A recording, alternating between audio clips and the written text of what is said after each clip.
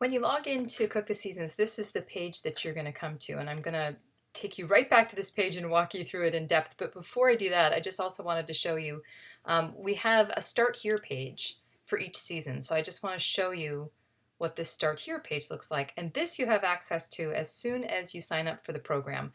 So this is a welcome video from me, Leah.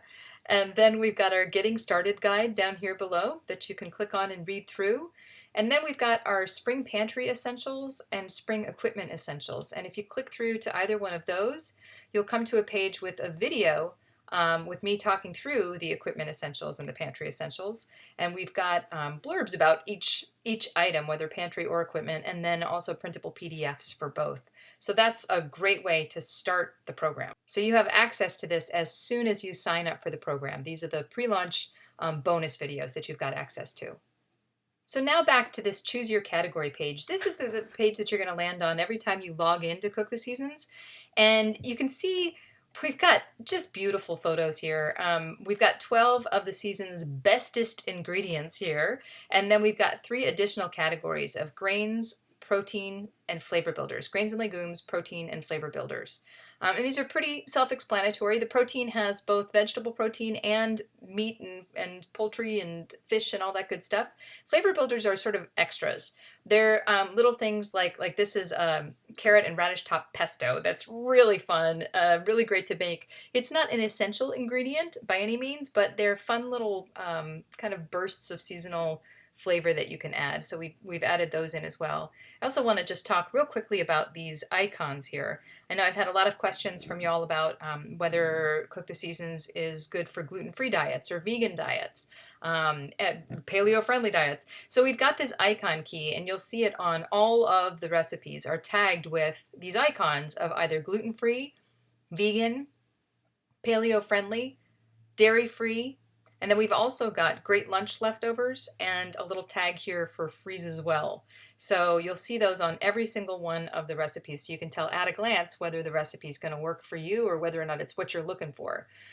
So another thing I just want to say about this starting page here, this login page, is it's really an illustration of how we view Cook the Seasons, what our philosophy is with Cook the Seasons.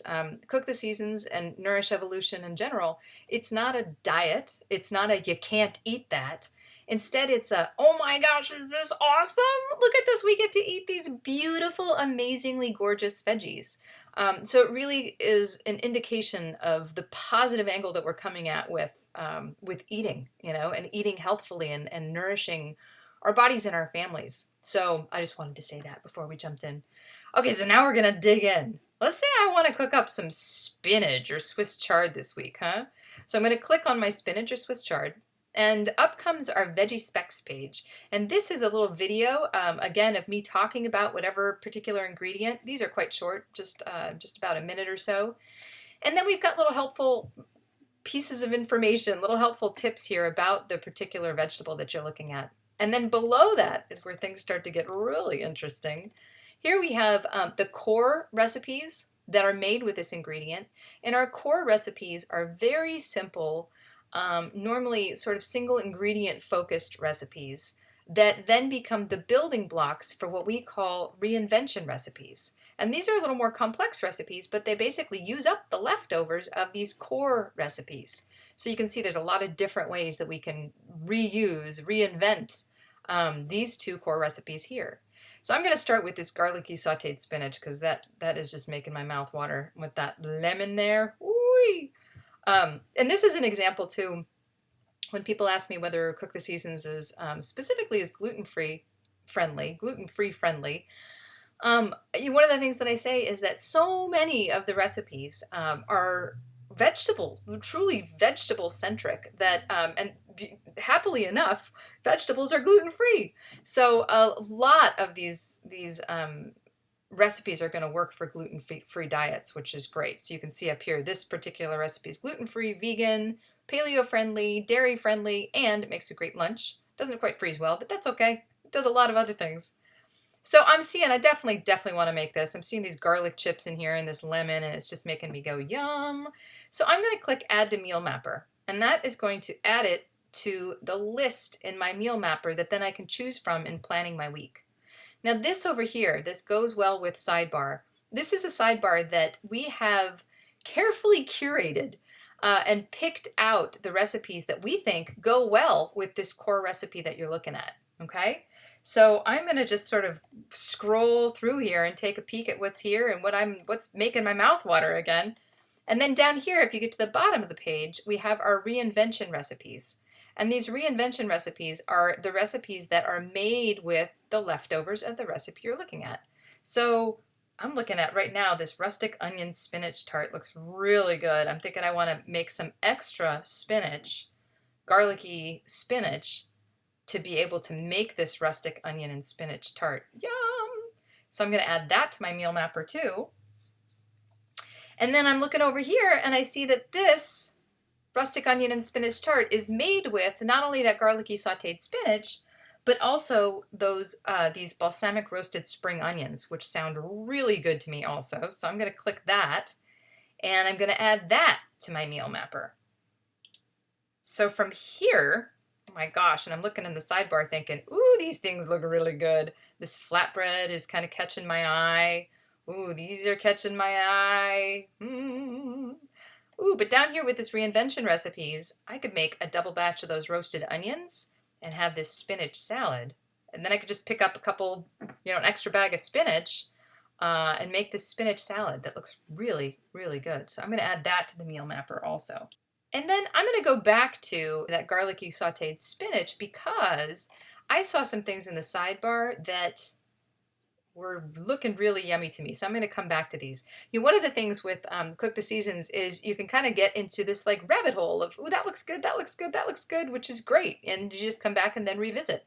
So one of the things that caught my eye was this crispy buttermilk fried chicken, oven fried chicken. That looks really, really good. So I'm going to add that to my meal mapper also. I'm going to click on add to meal mapper. And let's see down here. Oh, look at that loaded fried chicken sandwich that I can make with that chicken. So that's another reinvention recipe I can add to later in the week. I'm going to add that to my meal mapper. All right, back to the garlicky sauteed spinach. I'm going to click on lemon roasted potatoes was another one that really caught my eye. So I'm going to click on that and add that to my meal mapper. You know what? This shaved asparagus salad just keeps catching me. So you'll note that I'm not thinking about days of the week yet. This is just different things that go together, different core recipes that will mix and match well together, and then different reinvention recipes that catch my eye. Like, for instance, this flatbread. Yum. I'm totally going to do this. I'm also going to come back for this spice rub skirt steak because that looks really good to me. And then I'm going to go back to the shaved asparagus salad and I'm going to grab that skirt steak also. All right, so that's added to my meal mapper. And I'm just going to do one more quick scroll down through here and see with that asparagus salad, what else? Oh, look at that. I'm going to do this spring pea and onion saute to serve with that steak. That looks really good. So I'm going to add that to the meal mapper there. I'm thinking I've got a lot of kind of, bigger meals here. So I kind of want something simple. I'm going to see maybe in grains and legumes, something simple for near the end of the week. See, like this comforting red lentil dal. That's perfect. And we'll put that in the meal mapper too. All right. So I think I've got plenty of yummy, interesting things in my meal mapper. So now, once I've decided, kind of populated my list, so to speak, I'm going to go into my meal mapper. And you'll see in the beginning, it looks kind of bare because we haven't added anything yet. But all I've got to do is click this button here. And all of those recipes that I just tagged show up here. So I've got my core recipes over on the left-hand side. And I've got my reinvention recipes over on the right-hand side. I can also choose to prepare a dish if I want to make a core recipe, maybe 2 days before I make a reinvention recipe. I can make it in advance. I can say that I want to make it in advance. So I'm just going to jump in and start making meals here. I think this garlicky sauteed spinach, I just clicked on Saturday, and I'm thinking that I definitely want to do the crispy buttermilk oven fried chicken on Saturday because it's a little more, involved of a dish. So I'm going to add that. And I want to have that with the spinach and the potatoes. So I'm going to click spinach garlicky sauteed spinach, and the potatoes. Now, if I wanted to make this quantity a larger quantity, I would just click on quantity 1, 2, 3, 4, 5, 6, 7, 8, 9, 10 and just increase the quantity there.